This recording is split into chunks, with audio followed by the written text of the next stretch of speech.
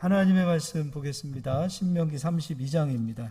오늘 말씀은 11절로 14절까지 보도록 하겠습니다. 11절부터 합독하겠습니다.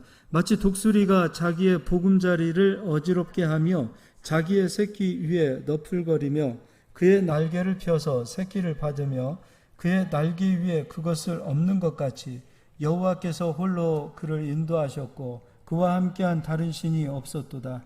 여호와께서 그가 땅의 높은 곳을 타고 다니게 하시며 밭에 소산을 먹게 하시며 반석에서 꿀을 굳은 반석에서 기름을 빨게 하시며 소의 엉긴 젖과 양의 젖과 어린 양의 기름과 바산에서 난 수량과 염소와 지극히 아름다운 밀을 먹이시며 또 포도즙에 붉은 술을 마시게 하셨도다. 아멘. 오늘 말씀 제목은 독수리처럼 안으시는 하나님이라는 제목으로 말씀 전하도록 하겠습니다.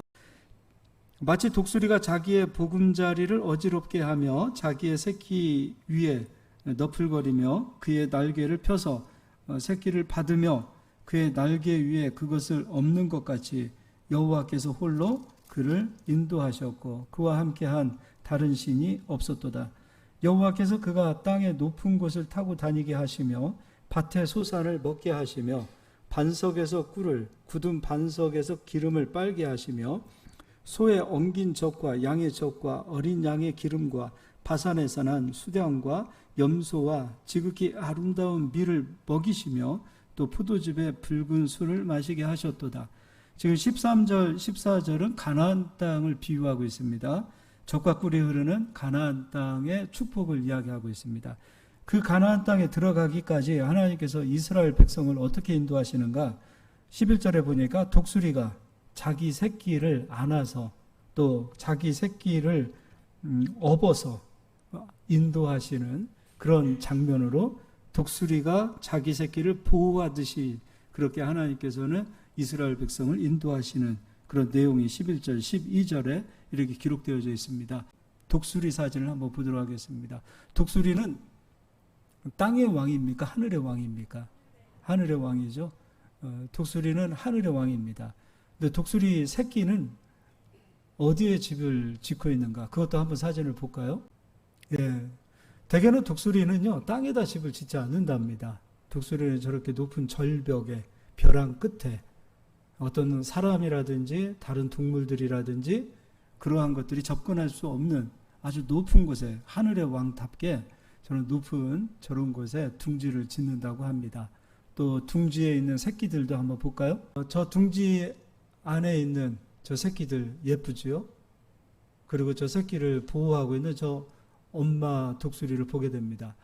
근데 이제 독수리가요, 시간이 되어서 이제 어느 정도 성장을 하게 되어질 때는 저 둥지에 있어야 합니까? 아니면 하늘을 날아야 합니까?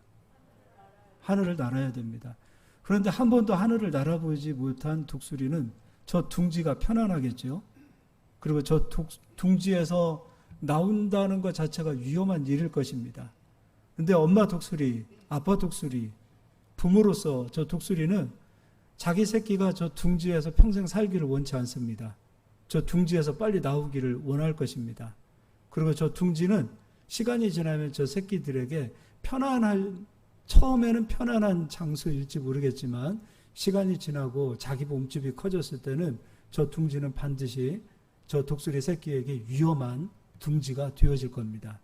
그러니까 한 번도 날아보지 못한 저 독수리 새끼 입장에서는 저 둥지에 나오는 것 자체가 두렵고 무섭고 그리고 도전해야 되는 그런 숙제라는 것입니다. 그런데 그 엄마는요, 그러한 독수리 새끼의 마음을 알지요. 네가 있을 곳은 이곳이 아니야.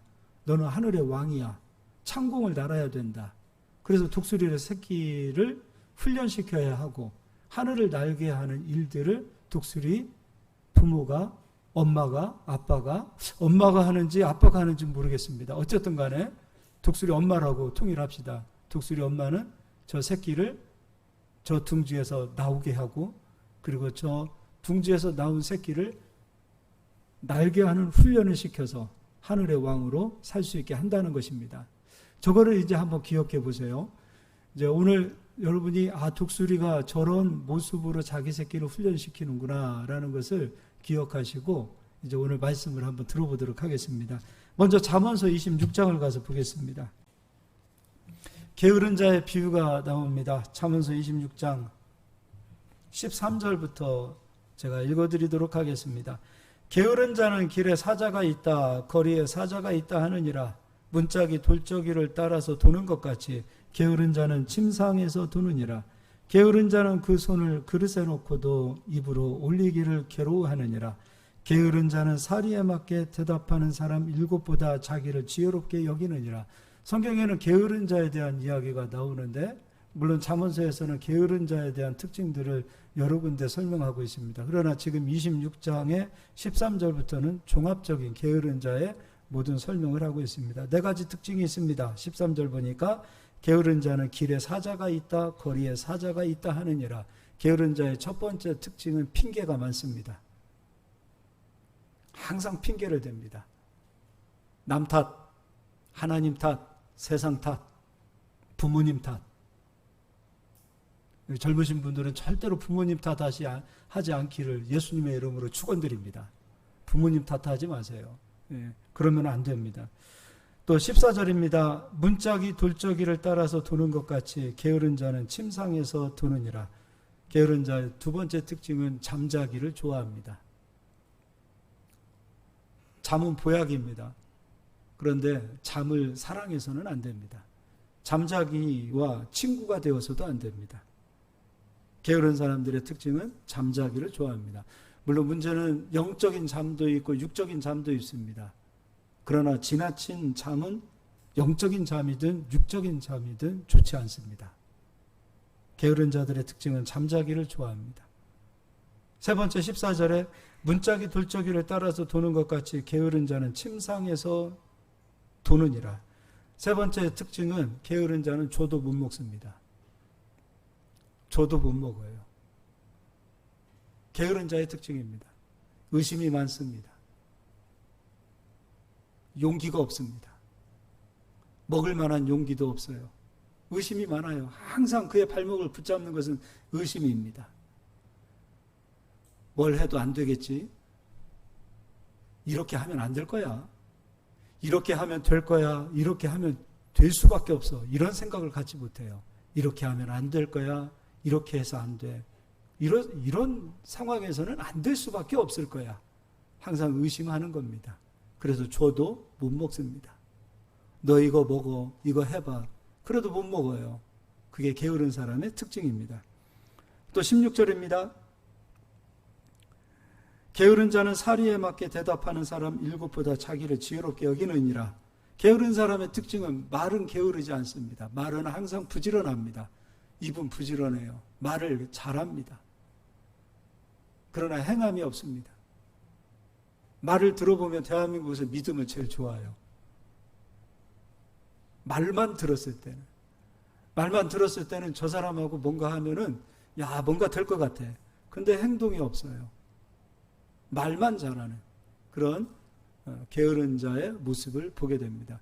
여러분 게으른 자는 다 게으른 게 아닙니다. 입이 굉장히 부지런합니다. 게으른 사람의 특징 가운데 항상 입술이 부지런하더라. 그게 게으른 사람의 네 번째 특징이라는 것입니다. 이제 신명기 1장을 가서 보도록 하겠습니다.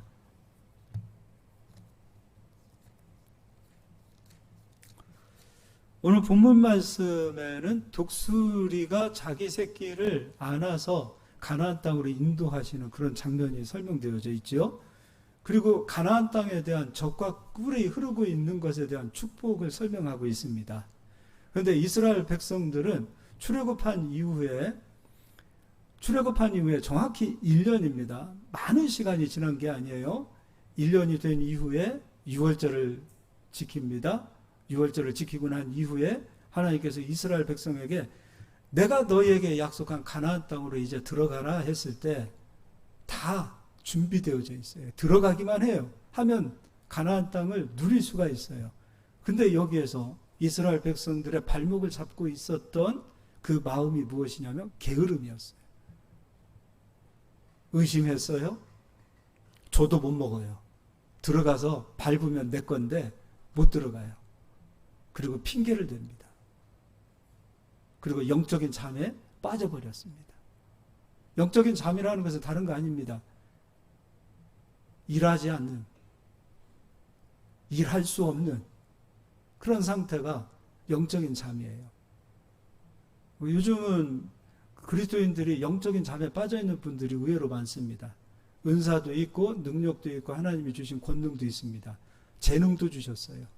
그런데 그 재능을 하나님 나라를 위해서 쓰지 못하고 있고 세상을 향해서 그냥 주저앉아 있는 그 상태는 영적인 잠에 빠져 있는 상태가 되는 거죠. 지금 이스라엘 백성들에게 하나님께서 다 주셨어요. 들어가기만 하면 된다. 근데 게으름이 그들의 발목을 잡아버립니다. 자, 이제 결론부터 설명하겠습니다. 게으름의 발목이 잡혀서 가나안 땅을 향하여 내 발을 떼지 못하는 사람은 독수리처럼 하나님이 안으실 수가 없어요. 둥지에 그냥 가만히 머물러서 그 둥지에 그냥 나오지 못하는 그 상태에서는 독수리가 안아줄 수가 없어요. 나와야 되는 거예요. 발을 떼야 되는 거예요. 도전해야 되는 거예요. 그냥 둥지에 붙들려서 있게 되어진다면 그 독수리는 둥지가 가장 위험한 곳이 될 거예요. 얼마나 위험하고 얼마나 한 번도 걸어보지 못한 길, 얼마나 무섭겠어요. 가슴이 그냥 얼마나, 독수리 입장에서는. 그럼에도 불구하고 엄마 독수리가 나를 지켜줄 것이라는 믿음을 가지고 둥지에서 나와야 되는 거거든요. 마찬가지입니다. 한 번도 가보지 못한 개척의 길, 한 번도 걸어보지 못한 길, 얼마나 두렵겠습니까? 그러나 만군의 하나님이 나와 함께 하신다라는 믿음을 가지고 가나안 땅에 들어가야 되는데 못 들어갈 때는 하나님께서는 그들을 안아주실 수가 없어요. 인도해 주실 수가 없다 이거예요. 그래서 모세는 오늘 독수리를 비교했습니다. 독수리가 자기 새끼를 안아주고 날개를 펴서 보호해주고 그 표현을 하고 있는 거예요. 나는 여기 둥지가 좋사오니 라고 둥지에 머물러 있게 되어진다면 하나님은 그들을 안아주실 수가 없어요. 게으른 사람들의 특징이야말로 보호를 받고 싶고 자기만 사랑을 받고 싶고 그리고 자기만 위로를 받고 싶지요. 겁이 많으니까. 엄마가 나만 쳐다보기를 원하겠지요. 하나님이 나만 살펴주시기를 원하겠지요. 하나님께서 나만 챙겨주기를 원하시겠지요. 그러나 하나님은 그들을 통하여 독수리처럼 안아주시지 않으세요. 그런 사람일수록 하나님을 못 느끼는 거예요. 하나님을 체험할 수 없는 거예요. 마음으로는 하나님이 나를 도와주고 막 나를 안아주고 위로해 주기를 너무도 간절히 기대하지만 그 사람의 그 영적인 상태는 게으름의 발목이 잡혀있기 때문에 하나님은 그를 안아주실 수가 없어요. 그래서 그런 사람들의 특징일수록 하나님을 느낄 수가 없어요. 체험할 수가 없어요. 경험할 수가 없어요. 하나님이 멀리 있는 것 같아요. 그렇죠. 멀리서 있을 수밖에 없지요. 왜냐하면 하나님은 그들을 독수리처럼 안아주실 수가 없어요. 오늘 출애굽한 이스라엘 백성들이 가나안 땅을 향하여 걸어가는 그 여정 속에서 이스라엘 백성이 있어야 할 땅은 광야가 아니에요. 가나안 땅이에요. 가나안 땅 그 가는 과정이 광야예요. 그 광야의 길에서 하나님께서는 약속대로 가나안 땅 가자, 들어가자. 그 땅에 가면 젖과 꿀이 흐른다. 하늘에서 이슬과 같은 비가 내릴 것이고 때에 따라 이른 비, 늦은 비를 허락할 것이고 새말부터 태초까지 하나님은 그 땅을 향하여 눈을 떼시지 않고 그 땅을 바라보셨기 때문에 그 땅에 들어가 있는 너희를 지키시고 보호할 것이다. 자, 이제 이스라엘아 들어가자 했을 때 이스라엘이 못 들어가는 장면이 여기 신명기에 기록되어 있어요. 읽어보도록 하겠습니다. 신명기 1장 19절입니다. 우리 하나님 여호와께서 우리에게 명령하신 대로 우리가 호렙산을 떠나 너희가 보았던 그 크고 두려운 광야를 지나 아모리 족속의 산지 길로 가데스 바네아에 이른 때에 가데스 바네아는요, 바로 광야에서 이스라엘 가나안 땅으로 바로 들어가면 돼요. 조금만 가면 브에세바예요. 조금만 들어가면은 바로 가나안 땅이에요. 가나안 땅과 광야의 경계가 가데스 바네아예요. 들어가면 되거든요. 20절, 내가 너희에게 이르기를 우리 하나님 여호와께서 우리에게 주신 아모리 족속의 산지에 너희가 이르렀나니 너희의 하나님 여호와께서 이 땅을 너희 앞에 두셨은즉 너희 조상의 하나님 여호와께서 너희에게 이르신 대로 올라가서 차지하라. 두려워하지 말라. 주저하지 말라. 둥지 안에 있는 이스라엘 백성과 같아요. 두려워하지 마라. 차지하라. 주저하지 마라. 차지하랍니다.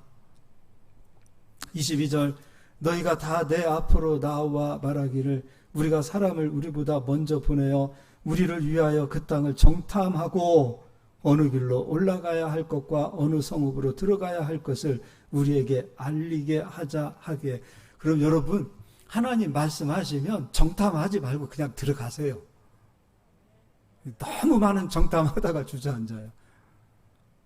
보고도 해봐야 되고 데이터도 찾아봐야 되고 혹시 성공한 사람들이 있나 찾아보기도 하고.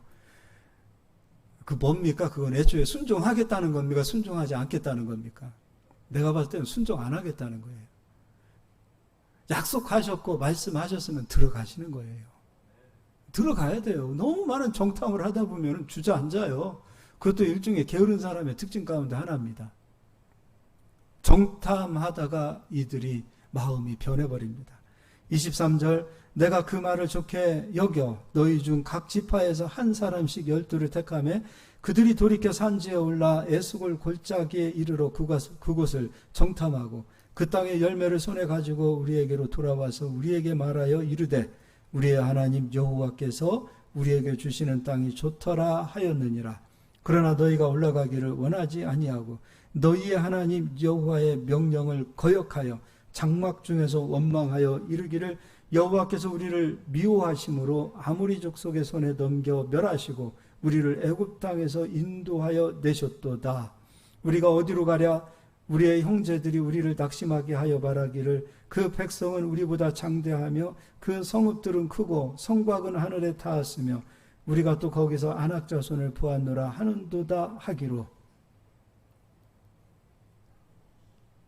민수기 13장에 이 이야기가 그대로 나와요. 정탐을 마치고 돌아왔을 때 그들이 그런 보고를 합니다. 하나님 약속하신 대로 그 땅은 정말로 젖과 꿀이 흐르더라 이렇게 보고를 합니다.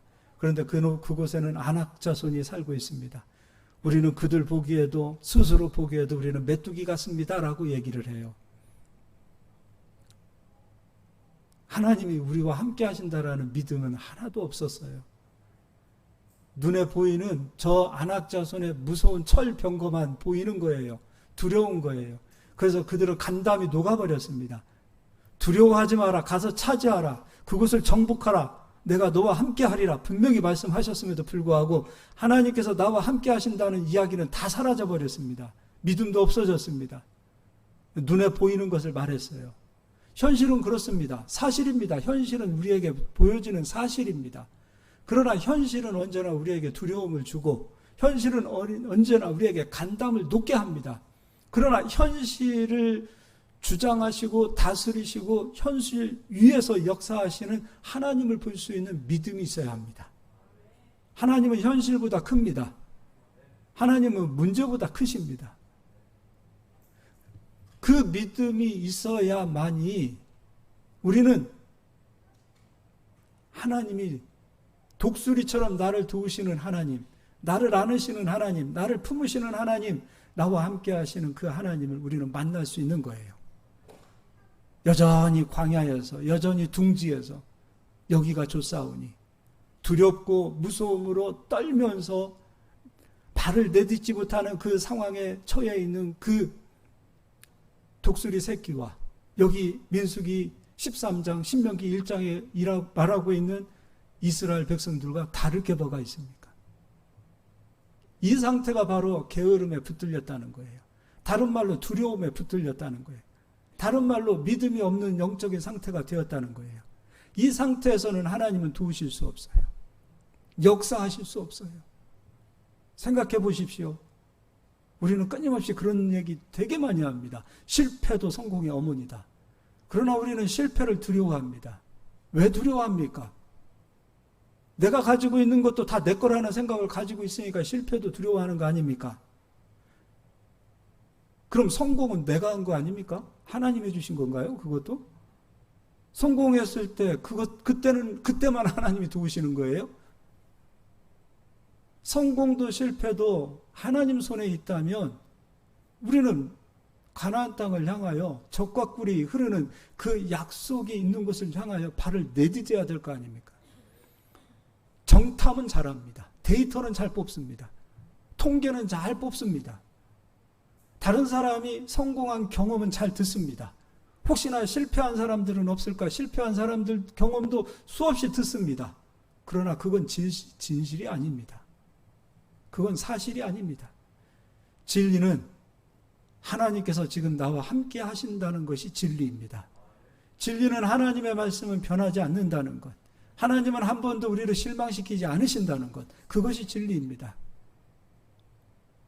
할렐루야. 네. 언제 하나님이 독수리처럼 안으신다고요? 둥지에서 나와야 합니까? 둥지 안에 머물러야 합니까? 나와야 합니다. 그래서 게으른 사람 되지 마세요. 게으른 사람이 되시면 안 돼요. 절대로 게으른 사람이 되면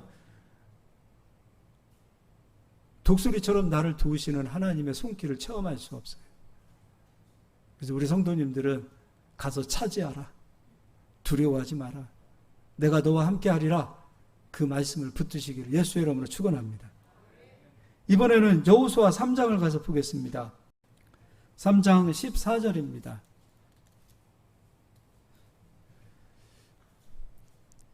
이스라엘 백성들이 40일 정탐을 마치고 돌아왔을 때 우리는 못 들어갑니다. 그렇게 하나님을 못 믿고 하나님 마음을 아프게 했어요. 그래서 하나님께서 그래? 그럼 너희가 40일 정탐한 날이 하루가 1년이 되어서 40년 동안 너희들이 그토록 좋아하는 광야에서 40년 동안 한번 살아봐. 그 얘기죠. 너희가 둥지가 그렇게 좋아? 그럼 둥지에서 40년 한번 살아봐. 분명히 예수가 부요의 말씀을 이루어 놓으셨음에도 불구하고 부요의 말씀을 향하여 발을 내딛지 못한다면 그래? 무서운 얘기죠. 너 그럼 40년 동안 너 가난을 한번 짊어지고 살아봐. 예수가 채찍에 맞음으로 나음을 입었도다. 분명히 치료와 건강의 말씀을 주었음에도 불구하고 건강의 말씀으로 발을 내딛지 못한다면 그래? 네가 그토록 좋아하는 그 가난과 질병을 네가 40년 동안 한번 짊어지고 살아봐라. 그게 광야예요. 다른 거 없어요. 저는 이 광야가 싫습니다. 40일이 아니라 4일 만에 가나안 땅으로 들어가는 믿음을 가져야 됩니다. 10년을 믿어도 20년을 믿어도 믿음이 바뀌지 못해서 여전히 광야에 머물러 있다면 안 됩니다. 오늘 당장에 예수님을 믿고 영접했다 하더라도 내 믿음이 가나안 들어갈 수 있는 믿음이 되어서 바로 가나안에 들어간다면 그게 바로 하나님의 역사를 독수리가 자기 새끼를 보호하고 안위하는 그 하나님을 체험할 수 있는 겁니다. 오래 믿었다고 해서 여러분 독수리가 둥지에서 나올 수 있는 그런 믿음을 가졌다고 생각합니까? 그렇지 않더라고요. 오히려 주저앉아 계신 분들 많아요. 그러나 이제 막 시작하는 믿음을 가졌다 하더라도 둥지에서 나올 수 있는 믿음, 광야에서 나올 수 있는 믿음을 가지고 일어설 수 있는 분들도 의외로 계십니다. 그래서 예수님께서 그 말씀하셨어요. 처음 된 자가 나중되고 나중된 자가 처음 되더라. 우리는 이 믿음을 가져야 돼요. 주저앉아 있는 믿음 가지면 안 돼요. 이 정도면 됐어? 이 정도면 평안해? 그런 안위함에 빠져서는 안 돼요. 끊임없이 도전해야 합니다. 하나님께서 주시는 은혜가 무엇일까? 지금 하나님께서 나에게 어떤 사인을 주실까? 끊임없이 도전해야 되는 거예요. 교회도 마찬가지입니다. 예전에 제가 보셨던 장한 목사님께서는 교회는 끊임없이 도전해야 된다. 근데 어느 순간 자기는 도전하는 그런 상황이 되지 못해서 주저앉아 있는 것 같다라고 얘기하셨어요. 정 목사 끊임없이 도전해야 돼. 하다못해 화장실이라도 뜯어 고쳐야 돼. 하다못해 자동차라도 하나 바꿔봐. 개척했다고 주저앉지 마. 현실에 안주하지 마. 하다못해 나무라도 한 그루 사다 심어봐. 끊임없이 변화되어져야 되고 도전해야 돼. 그래야 하나님 역사하시는 거야. 그게 진리입니다. 하다못해 화장실이라도 새로 하나 줘보십시오. 하나님 역사하시는 거예요. 하다못해 나무 한 그루라도 심어보십시오. 하나님 그때 역사하시는 거예요. 가만히 앉아있으면 하나님이 도와주실 것 같다? 그렇지 않습니다. 게으름에 붙들려서 그냥 평안함에 붙들려서 여기가 좋사오니 이 상태에 붙들려 있으면 하나님이 도와주실 것 같습니까? 절대로 그렇지 않습니다. 일어서야 됩니다. 그리고 내딛어야 됩니다. 하나님이 도우시고 하나님이 역사하시고 하나님이 함께 하시고 정말 도우시는 그 하나님의 그 손길을 여러분이 느껴보십시오. 이건 진짜 말로 다 할 수 없이 짜릿한 그 은혜를 경험하는 겁니다. 하나님 내 편이셨구나. 나를 도우시는구나. 거기서 오는 그 배짱과 거기서 오는 그 힘과 위로는 말로 다 할 수 없습니다. 우리 성도님들도 그 은혜가 있기를 소망합니다. 40년이 다 됐습니다. 40년이 다 되어진 그 상황에서 하나님을 원망하고 불평하고 게으름의 발목에 붙잡혀 있던 세대는 40년에 다 돌아갔습니다. 다 죽었습니다. 이제 새로운 젊은 세대가 일어났습니다. 20세 이상으로는 40년 동안 다 죽었습니다. 그러니 여기에서 가장 나이가 많은 분은 지금 60세입니다. 여호수아 갈렙을 빼고. 그 세대를 향하여 하나님께서는 이번에는 가데스 바네아로 데려가지 않으십니다. 이번에는 요단강으로 데려가십니다. 이번에는 예전에는 믿음을 테스트하지 않고 바로 가나안 땅에 집어넣으셨다면 이번에는 니들 믿음이 진짜 가나안 땅 들어갈 수 있는 믿음인지 보겠다 하고 믿음을 테스트하더라고 이거예요. 한 번 순종하면 바로 들어갈 수 있으나 내가 한 번 불순종, 두 번 불순종, 세 번 불순종하게 되어지면 그만큼 나에게 테스트는 많아지는 거예요. 어찌되었든 40년 이후에 이 이스라엘 백성들은 어떻게 변했는가? 하나님께서는 이번에는 요단강을 건너라고 하십니다. 근데 건널 때 너희들이 애쓰고 수고해서 다리를 놓고 댐을 만들고 그렇게 해서 건너라 이렇게 말씀하지 않으셨어요. 제사장들아 법궤를 어깨에 메고 법궤면 제사장들은 요단 강물을 밟으라. 말이 안 되는 거를 지금 시키시는 거예요. 강물을 밟으라.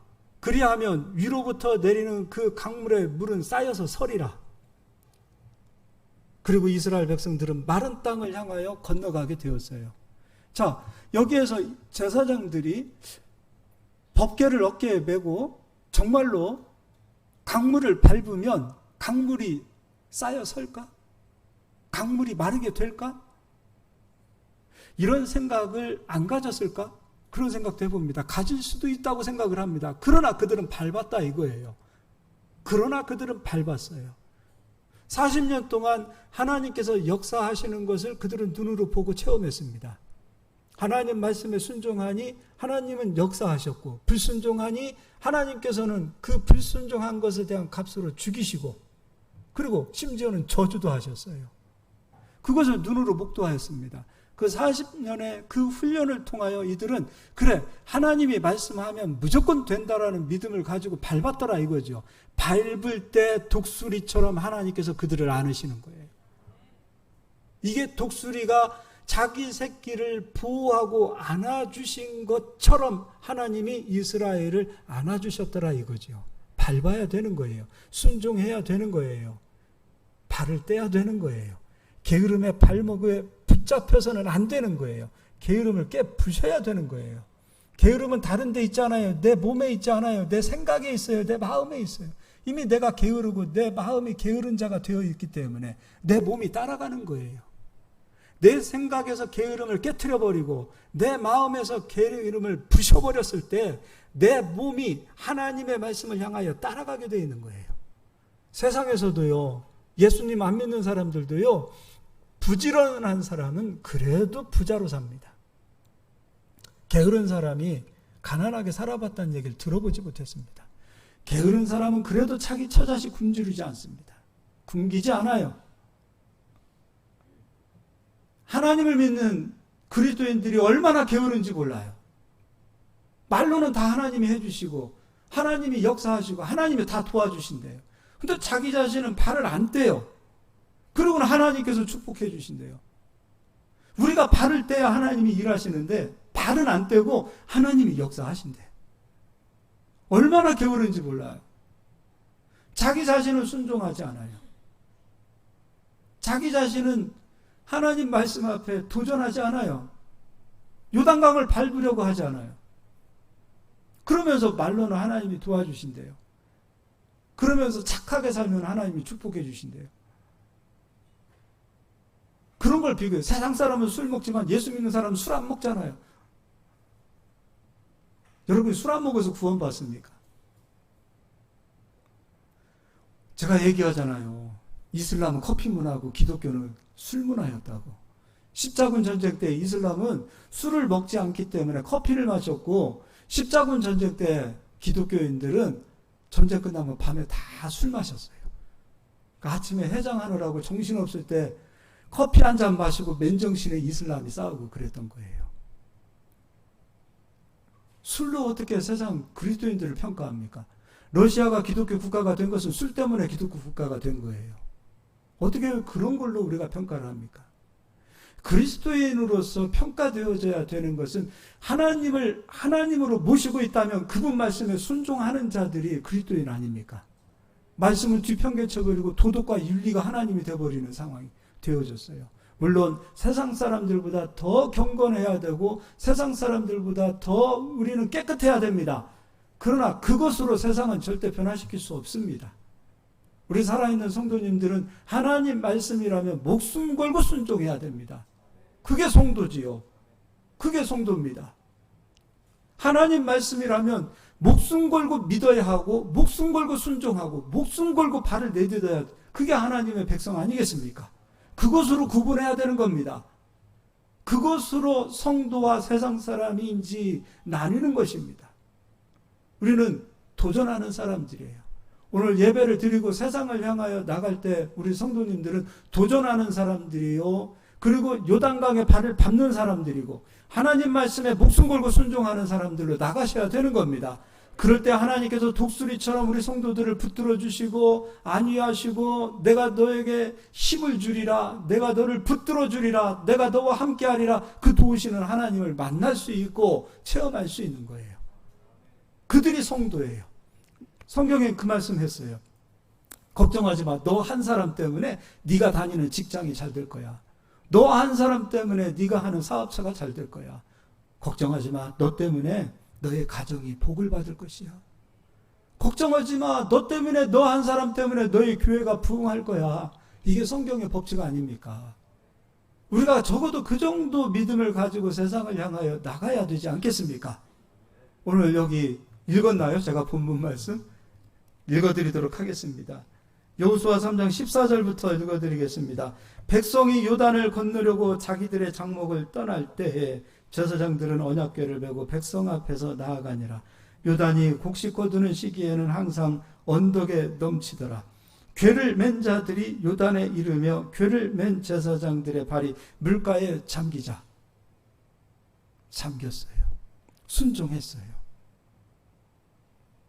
16절입니다. 곧 위에서부터 흘러내리던 물이 그쳐서 사르단에 가까운 매우 멀리 있는 아담 성읍 변두리에 일어나 한 곳에 쌓이고 아라바의 바다 여매로 향하여 흘러가는 물은 온전히 끊어지매 백성이 여리고 앞으로 바로 건널세. 여호와의 언약궤를 맨 제사장들은 요단 가운데 마른 땅에 굳게 섰고 그 모든 백성이 요단을 건너기를 마칠 때까지 모든 이스라엘은 그 마른 땅으로 건너갔더라. 이게 오늘 본문 말씀에 독수리가 새끼를 안위하듯이 하나님이 지켜주신 거예요. 근데 언제요? 발을 뗄 때, 순종할 때, 믿고 나아갈 때, 둥지에서 나올 때. 독수리는 그렇다네요. 한 번도 날아보지 못한 그 새끼를 훈련시킬 때 그냥 높은 창공에서 그 새끼를 떨어뜨린답니다. 얼마나 무섭겠어요. 아직 날개는 근육이 없어요. 날아본 경험도 없습니다. 엄마 아빠가 나는 모습은 보았겠지만 자기는 날아보지도 못했고, 그리고 날 수 있는 아직 환경, 몸도 아니에요. 근데 엄마는 이 독수리는 내 새끼가 맞기 때문에 이 독수리는 반드시 날 수 있다라는 믿음을 갖고 하늘 위에서 떨어뜨리는 거예요. 엄마는 믿음이 있어요. 그리고 엄마는 또 믿음이, 어떤 믿음이 있는가? 독수리가 땅에 떨어져 부딪혀 죽지 아니할 만큼 자기 새끼를 낚아채서 다시 올라간답니다. 그래서 실제로 독수리는 이 훈련을 받다가 죽은 독수리가 없답니다. 그만큼 엄마는 땅에 떨어지려고 하는 그 찰나에 자기 새끼를 다시 낚아채서 다시 하늘로 올라가더라 이거죠. 그리고 다시 떨어뜨립니다.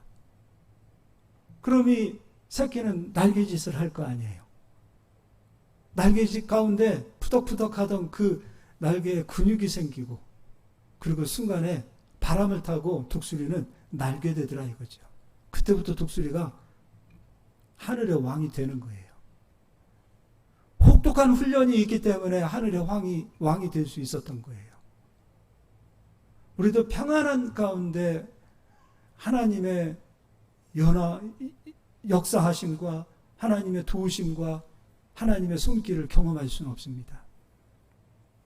내가 날고자 할 때, 내가 둥지에서 나오고자 할 때, 내가 요단강을 밟고자 할 때, 그때 하나님의 손길을 경험할 수 있는 겁니다. 모든 백성이 마른 땅으로 건너갔습니다. 그 시간이 1시간이 걸렸을지 2시간이 걸렸을지는 시간이 나와 있지 않지만 얼마나 많은 시간들이 흘렀을까요? 가축도 있고 어린아이도 있습니다. 빠른 발걸음을 가지신 분도 있겠지만 빠른 발걸음을 가지지 못한 분들도 있을 것입니다. 그 수많은 사람들이 요단강을 다 건너기까지 물 한 방울 이스라엘 백성들은 옷에도 적셔지지 않고 마른 땅을 무사히 건너갔습니다. 밟았기 때문에, 둥지에서 나왔기 때문에, 도전했기 때문에 하나님은 역사하신 겁니다. 오늘날 교회도 마찬가지입니다. 지금도 개척을 하시는 수많은 교회도 있고 어려운 교회들도 있습니다. 하나님을 알아야 되고 하나님이 언제 역사하시는지를 알면 됩니다. 우리가 여러분 상가에서 땅 사는 거는 모험이요 도전입니다.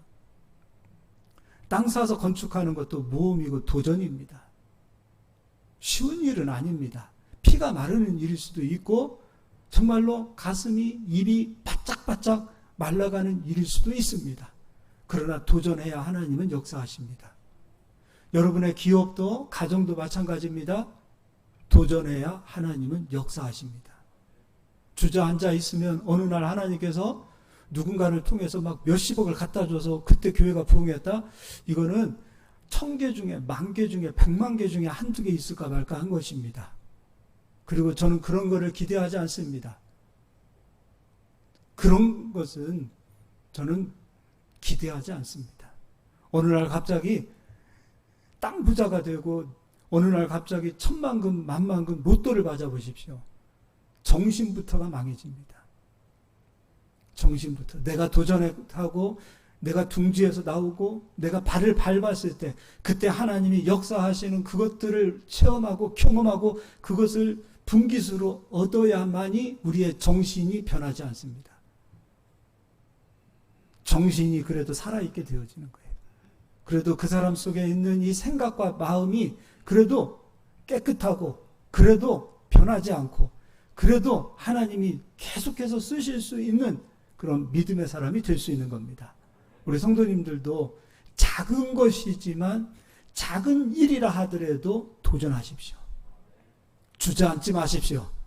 하나님 여러분 얼마나 사랑하시는지 모릅니다. 얼마나 축복하시는지 모릅니다. 한 사람만 살아보십시오. 교회도요. 한 사람만 복받아 보십시오. 교회가 달라집니다. 가문도 마찬가지입니다. 한 사람만 제대로 서보십시오. 그 가문이 달라집니다. 평안한 것을 기대하지 마십시오. 안주하지 마십시오. 누가 나에게 먹여주기를 기대하지 마십시오. 먹여주시는 분들이 되시기를 예수의 이름으로 축원합니다. 누가 나에게 주는 그 공짜, 누가 나에게 뭐 주지는 않을까, 그런 것들 다 버리십시오. 교회도 주는 교회가 되어야 되고 우리 성도님들도 주시는 분들이 되십시오. 내가 주고자 할 때 하나님께서는 나에게 복을 주시고 역사하시는 것입니다.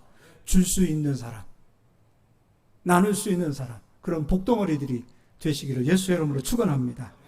히브리서 4장 12절은 찾지 않고 있겠습니다. 화면만 띄워주시기 바랍니다. 하나님의 말씀은 살아있고 활력이 있어. 하나님 말씀은 살아있고 활력이 있다 합니다. 예전에는 운동력이 있다. 성경이 번역되어지기 바로 이전에는 하나님의 말씀은 운동력이 있어요. 하나님 말씀은 살아있어요. 말씀은 살아있습니다. 살아있는 말씀이에요. 믿으십니까? 좌우에 날선 어떤 검보다도 예리하여 혼과 영과 및 관절과 골수를 찔러 쪼개기까지 하며 또 마음의 생각과 뜻을 판단하나니 하나님의 말씀은 살아있어요. 마음도 생각도 혼도 관절도 골수도 찔러 쪼개는 하나님의 말씀이에요. 살아있는 말씀이에요. 이 말씀이 우리 속에 들어와서 우리의 관절을 쪼개고 우리의 생각을 쪼개고 우리의 마음을 쪼개고 이 말씀이 우리 속에 들어와서 나를 그 게으름으로 발목 붙잡혀 있던 그 모든 게으름들을 산산히 부숴내서 쪼개서 우리가 하나님 말씀에 순종하는 살아있는 믿음, 행동하는 믿음으로 바뀌시기를 예수의 이름으로 축원합니다. 여러분 게으름을 부숴버리시길 바랍니다. 게으름은 생각에 붙들려 있는 거예요. 마음에 붙들려 있는 거예요. 이거 깨트리시기를 예수의 이름으로 축원합니다. 내 생각이 변하고 내 마음이 변하면 내 몸은 따라가게 되어 있습니다. 내 몸이 따라가니 천군과 천사도 따라가고 주변의 환경도 따라가게 되어 있습니다. 이게 성경의 법칙이에요. 이제 마태복음 14장을 읽어보고 마치도록 하겠습니다. 22절부터 먼저 읽어드리겠습니다. 예수께서 즉시 제자들을 재촉하사 자기가 무리를 보내는 동안에 배를 타고 앞서 건너편으로 가게 하시고 무리를 보내신 후에 기도하러 따로 산에 올라가시니라. 저물매 거기 혼자 계시더니 배가 이미 육지에서 술이나 떠나서 바람이 거스름으로 물결로 말미암아 고난을 당하더라. 밤 사경에 예수께서 바다 위로 걸어서 제자들에게 오시니 제자들이 그가 바다 위로 걸어오심을 보고 놀라 유령이라 하며 무서워하여 소리 지르거늘 예수께서 즉시 이르시되 안심하라 나니 두려워하지 말라. 배 타고 가는 가운데 풍랑이 일어났어요. 남자들은요 어지간하면 고함 안 지릅니다. 얼마나 무서웠으면 그 뱃속에서 제자들이 무서워서 으악하고 소리를 지릅니다. 배를 타고 가는데 풍랑이 와 있고 예수님은 걸어서 자기들에게 오시는 거예요. 무리를 걸어서 오시는 거예요. 희미한 가운데 예수님인지 못 알아보시는 상황에서 제자들은 유령일 거야 라고 생각하며 무서워했습니다. 예수님께서는 분명히 내가 너희에게 뱀과 정갈을 밟을 권세를 주리라. 내 이름으로 더러운 귀신을 쫓아내리라. 말씀하셨음에도 불구하고 제자들은 유령이다라는 생각에 의하여 무서워합니다. 그럼 제자들 속에는 아직 말씀이 있어요? 없어요? 우리 귀신 보고 두려워하면 돼요? 안 돼요? 귀신이 누구를 보고 두려워해야 되는가? 우리 성도님들을 보고 두려워해야 되는 거예요. 제자들은 아직 예수님 말씀이 속에 새겨지지 않은 겁니다. 예수님을 유령인 줄 알고 무서워서 소리를 질렀어요. 그때 예수님께서 안심하라 나니 두려워하지 마라. 베드로를 보십시오. 28절 베드로가 대답하여 이르되 주여 만일 주님이시거든 나를 명하사 물 위로 오라 하소서 하니 29절 오라 하시니 베드로가 배에서 내려 물 위로 걸어서 예수께로 가되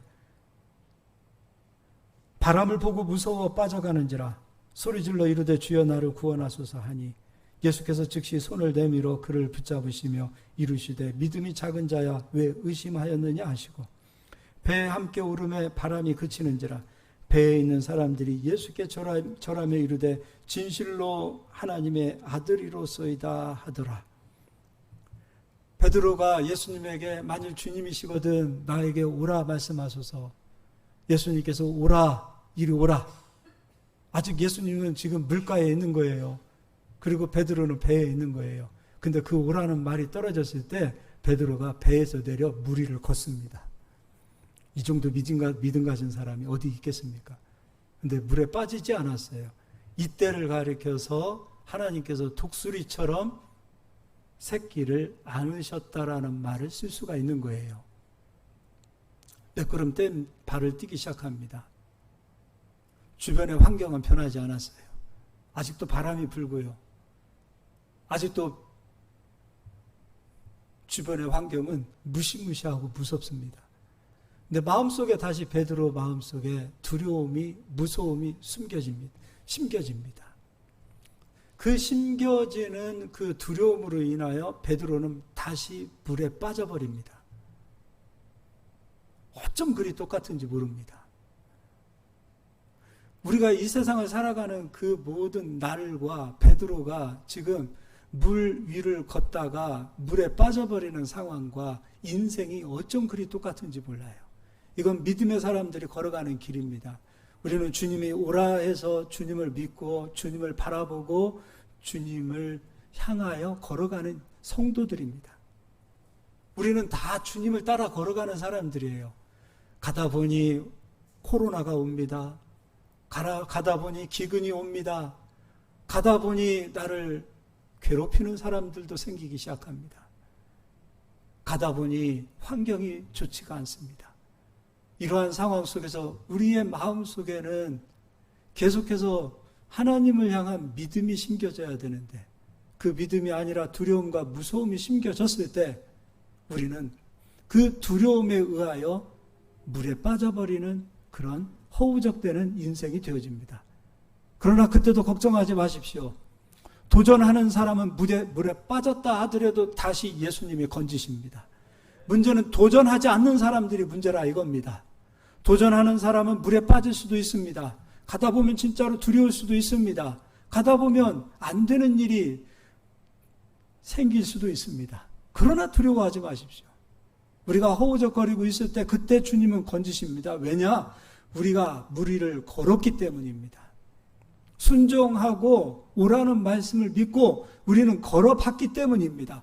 걸어가는 자들은 주님이 책임지시고 다리 일으켜 세우셔서 끝까지 가게 하시지만 걸어가지 않고 그냥 거기에 머물러서 주저앉게 되어져 있다면 물에 빠져 있는 사람도 주님은 건지실 수가 없는 거예요. 걸으시기를 예수의 이름으로 축원합니다. 도전하시기를 예수의 이름으로 축원합니다. 움직이시기를 예수의 이름으로 축원합니다. 행함이 있는 믿음을 가지시기를 예수의 이름으로 축원합니다. 여러분 머물러 있지 마세요. 평안함을 사모하지 마세요. 어느 순간 내 정신과 내 생각이 내 마음이 지배되어질 수 있습니다. 끊임없이 살아있는 한 주님의 약속을 믿고 도전하시기를 예수의 이름으로 축원합니다. 옆 사람 인사하겠습니다. 정신 차립시다. 한번 도전합시다. 물에 빠져봅시다. 빠져도 봐야 됩니다. 그런 배짱이 있기를 예수의 이름으로 축원합니다. 예, 오늘 말씀 우리가 들었습니다. 하나님께서 우리를 독수리처럼 인도하시고 안아주시고 보호하시고 하나님이 우리를 이처럼 사랑하신다. 이 고백은 누구나 할 수 있어요. 근데 그 하나님 도우심의 손길을 체험하는 것은 누구나 할 수 있는 건 아닙니다. 광야 40년에 아직도 붙들려서 오늘 게으른 사람의 특징이 있죠. 조도 못 먹고요. 그리고 핑계가 많아요. 그리고 영적인 잠에 취해 있어요. 그리고 말을 잘해요. 남 탓을 너무나 많이 합니다. 환경 탓, 세상 탓, 심지어 부모님 탓, 남편 탓, 아내 탓. 그런 상황에서는 아직도 내가 게으른 사람이요, 가나안에 들어갈 만한 믿음의 사람이 아니구나. 오늘 말씀을 통해서 보았습니다. 들어가봐야, 말씀 안으로 들어가봐야, 순종해봐야, 요단강에 발을 밟아봐야 오라는 말씀을 붙들고 물에 빠져봐야, 발을 내딛어봐야 독수리처럼 나를 안으시는 그 하나님을 우리는 경험하고 체험할 수 있습니다. 추상적으로 하나님이 나를 독수리처럼 붙들어 주실 거야 라고 붙드는 자들이 아니라, 독수리처럼 나를 안으시고 도우시고 함께 하시는 하나님을 경험하는 것은 다릅니다. 그냥 하나님이 막연하게 독수리처럼 이렇게 자기 새끼들을, 우리 성도들을 보호해 주시나 봐, 여기에 빠지면 안 됩니다. 오늘 이 시간 우리가 게으름의 발목에 붙잡혀 있다면 내 생각과 내 마음이 말씀에 순종하고 또 말씀으로 뛰어들 수 있는, 오라는 그 말씀을 붙들고 그 풍랑 가운데도 막 뛰어들 수 있는 그런 믿음의 배짱들이 좀 생겼으면 좋겠습니다. 하나님 우리를 얼마나 사랑하시고 축복하시는지 모릅니다. 오늘 이 시간 우리가 주님 한번 외치면서 기도할 때, 주여 내 생각의 게으름과 악함을 깨트리기를 원합니다. 그리고 나를 붙들어 주시는 그 하나님의 은혜를 경험하고 체험하고 싶습니다. 오늘 말씀의 주인공이 되고 싶습니다. 우리 이 시간에 다 같이 주여 한번 외치고 통성으로 기도하겠습니다.